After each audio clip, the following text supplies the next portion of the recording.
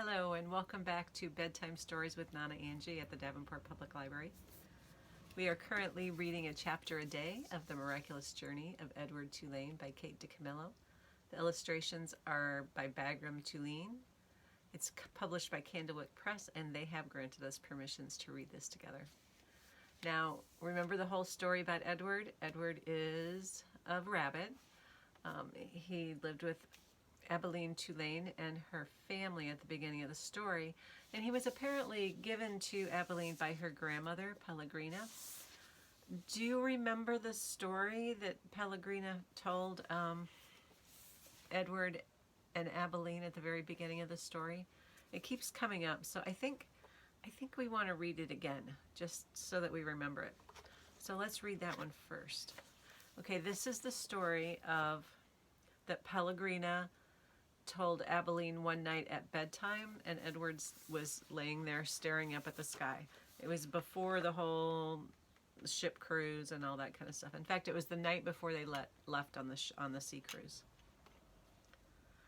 Once there was a princess who was very beautiful. She shone as bright as the stars on a moonless night. But what difference did it make if she was beautiful? None. No difference. Why did it make no difference? Asked Abilene. Because, said Pellegrina, she was a princess who loved no one and cared nothing for love, even though there were many who loved her. At this point in her story, Pellegrina stopped and looked right at Edward. She stared deep into his painted-on eyes, and again, Edward felt a shiver go through him. And so, said Pellegrina, still staring at Edward. What happened to the princess? Said Abilene. And so, said Pellegrina, turning back to Abilene, the king, her father, said that the princess must marry. And soon after this, a prince came from a neighboring kingdom, and he saw the princess, and immediately he loved her. He gave her a ring of pure gold. He placed it on her finger. He said these words to her, I love you. But do you know what the princess did? Abilene shook her head. She swallowed the ring. She took it from her finger and swallowed it. She said, this is what I think of love. And she ran from the prince. She left the castle and went deep into the woods, and so what? Said Abilene. What happened then? And so the princess became lost in the woods. She wandered for many days. Finally, she came to a little hut, and she knocked on the door. She said, let me in, I'm cold. There was no answer. She knocked again. She said, let me in, I'm hungry. A terrible voice answered her. The voice said, enter if you must. The beautiful princess entered, and she saw a witch sitting at a table counting pieces of gold. 3,622, said the witch. I am lost, said the beautiful princess. What of it? Said the witch. 3,623. I'm hungry, said the princess. Not my concern, said the witch. 3,624. But I am a beautiful princess, said the princess. 3,625, replied the witch. My father, said the princess, is a powerful king. You must help me, or there will be consequences. Consequences, said the witch, and she looked up from her gold. She stared at the princess. You dare talk to me of consequences? Very well, then. We will speak of consequences. Tell me the name of the one you love. Love, said the princess. She stamped her foot. Why must everyone speak of love? Whom do you love? Said the witch. You must tell me the name. I love no one, said the princess proudly. Ah, you disappoint me, said the witch, and she raised her hand and she said one word. Farthfiggery. And the beautiful princess was changed into a warthog. What have you done to me? Squealed the princess.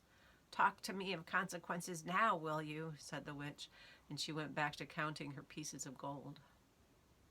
3,626, said the witch, as the warthog princess ran from the hut and out again into the forest. The king's men were in the forest too, and what were they looking for? A beautiful princess. And so when they came upon an ugly warthog, they shot it immediately. Pow! No, said Abilene. Yes, said Pellegrina. The men took the warthog back to the castle, and the cook slid open its belly, and inside they found a ring of pure gold. There were many hungry people in the castle that night, and all of them were waiting to be fed. So the cook put the ring on her finger, and she finished butchering the warthog. And the ring that the beautiful princess had swallowed shone on the cook's hand as she did her work. The end. The end? Said Abilene indignantly. Yes, said Pellegrina, the end. But it can't be. Why can't it be? Because it came too quickly. Because no one is living happily ever after, that's why. Ah, and so, Pellegrina nodded. She was quiet for a moment. But answer me this. How can a story end happily if there is no love? But, well, it is late and you must go to sleep. Pellegrina took Edward from Abilene. She put him in his bed and she pulled the sheet up to his whiskers. She leaned close to him. She whispered, "You disappoint me." After the old lady left, Edward lay in his small bed and stared up at the ceiling. The story, he thought, had been pointless. But then most stories were. He thought of the princess and how she had become a warthog. How gruesome. How grotesque. What a terrible fate. Edward, said Abilene, I love you. I don't care how old I get. I will always love you. Yes, yes, thought Edward. He continued to stare up at the ceiling. He was agitated for some reason that he could not name. He wished that Pellegrina had put him on his side so that he might look at the stars. And then he remembered Pellegrina's description of the beautiful princess. She shone as bright as the stars on a moonless night. For some reason, Edward found comfort in these words, and he repeated them to himself. As bright as the stars on a moonless night, as bright as the stars on a moonless night, over and over again until, at last, the first light of dawn appeared. So that was Pellegrina's story, and that's come up several times. Edward has thought about that story several times through his adventures. Do you remember what all the adventures are? First, they went on the sea cruise, and he got thrown overboard, and he was down at the bottom of the ocean. And then he was brought up by the fisherman and lived with the fisherman and his wife. And then he was in the garbage dump, and he was finally found by the dog Lucky. And Lucky brought Edward home to his hobo friend. And so that's where Edward has been living. So let's see what's happening. Oh, I remember. They're calling him Malone. His name is Malone now, and he just got new clothes, so he doesn't have to wear the dress that Nellie made him. So there's his new clothes. We're going to start chapter 14. At first, the others thought that Edward was a great joke. You know who everyone is? That's the hobo, all the hobos sitting around the fire, because they were train bums. It was at a time where hobos went around on trains. A rabbit, the hobo said, laughing. Let's chop him up and put him in the stew pot. Or when Bull sat with Edward carefully balanced on his knee, one of them would call out, Got yourself a little dolly, Bull? Edward, of course, felt a surge of anger at being referred to as a dolly. But Bull never got angry. He simply sat with Edward on his knee, and he said nothing. Soon the men became accustomed to Edward, and word of his existence spread. And so it was that when Bull and Lucy stepped up to a campfire in another town, another state, another place entirely, the men knew Edward and were glad to see him. Malone, they shouted in unison, and Edward felt a warm rush of pleasure at being recognized, at being known. Whatever it was that had begun in Nellie's kitchen, Edward's new and strange ability to sit very still and concentrate the whole of his being on the stories of another became invaluable around the hobo campfire. Look at Malone, said a man named Jack one evening. He's listening to every dang word. Of course he is, said Bull.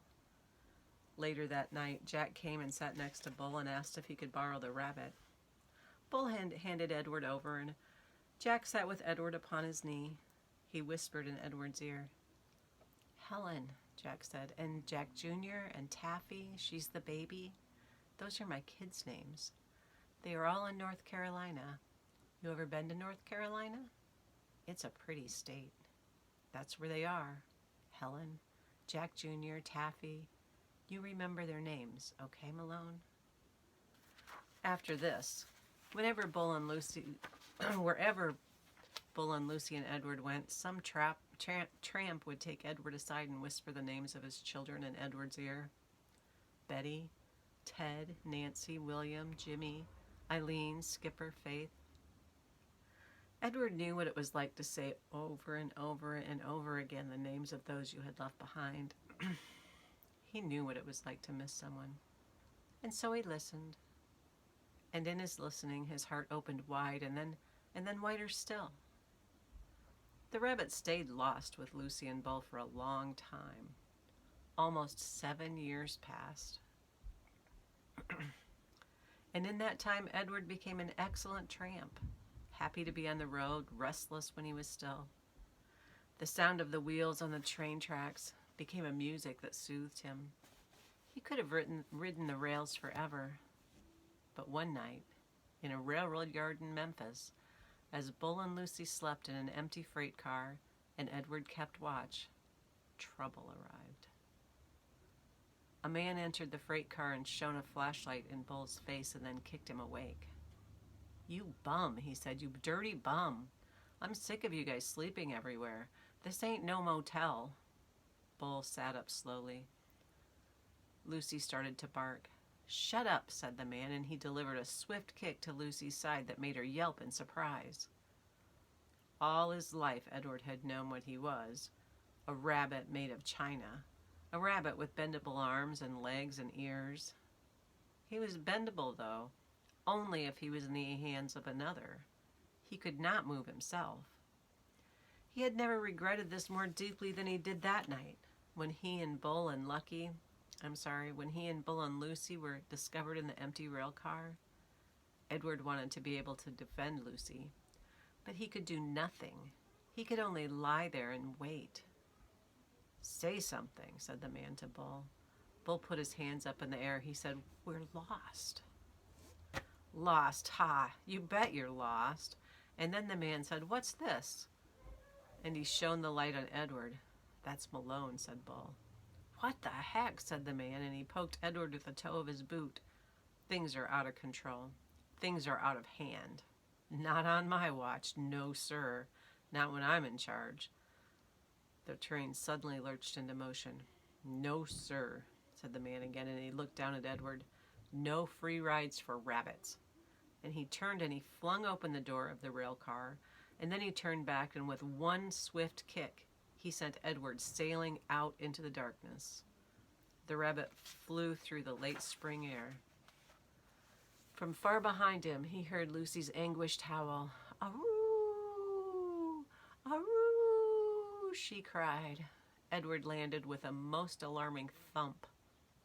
And then he tumbled and tumbled and tumbled down a long, dirty hill. When he finally stopped moving, he was on his back, staring up at the night sky. The world was silent. He could not hear Lucy. He could not hear the train.